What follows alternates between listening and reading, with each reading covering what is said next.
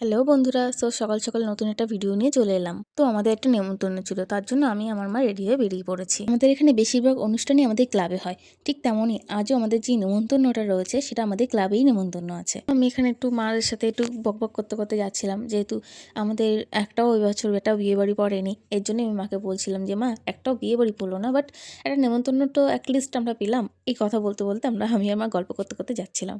আসলে একটি ঠাম্মি মারা গেছে, এর জন্যই সেই উদ্দেশ্যেই খাওয়া দাওয়া ছিল। সেজন্যই আমরা ক্লাবের নেমন্তন্ন ছিল, তাই খাওয়া দাওয়া করতে এসেছিলাম। এখানে খেতে বসে দেখি মেনু কার্ডে তো প্রচুর প্রচুর রকমের আইটেম রয়েছে। চলো তোমাদেরকে এক করে দেখাই কি আইটেম রয়েছে।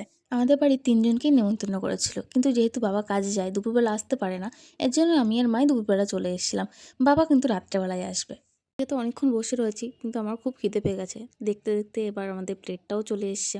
প্রথমেই দিয়েছিল ভাত, ঘি, লাল শাক ভাজা, তারপর শুক্তো, তারপর দিয়েছিল ডাল। কিন্তু খাবারগুলো খুব টেস্টি ছিল, এর জন্য আমি আবার ভাত নিয়ে নিয়েছিলাম। তারপর দিয়েছিল কাতলা মাছের কালিয়া, তারপর দিয়েছিল পাবদা মাছ, দিয়েছিল চাটনি, পাঁপড়, মিষ্টি, আর আমার পছন্দের সব থেকে হলো মিষ্টি দই। এরপরে গরম জল দিয়ে গেল হাত ধোয়ার জন্য। ভোর পেট খেয়ে এবার বাড়ির দিকে যাওয়ার পালা। এবার দিয়েছিল পান আর ১ টাকা। আর আমাকে যে জলের বোতলটা দিয়েছিল, আমি সেই জলটা না খেয়ে বাড়িতে নিয়ে চলে এসেছি। তারপর আর কি, রান্নাগুলো তো ভীষণ ভীষণ টেস্টি ছিল।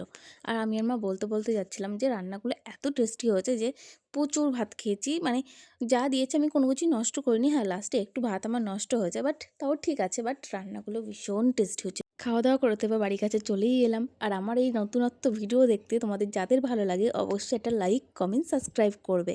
আর আমার এরকম নানা রকম ভিডিও দেখার জন্য অবশ্যই সাবস্ক্রাইব করতে ভুলবে না। তো আজকের মতো সবাইকে টাটা, বাই বাই।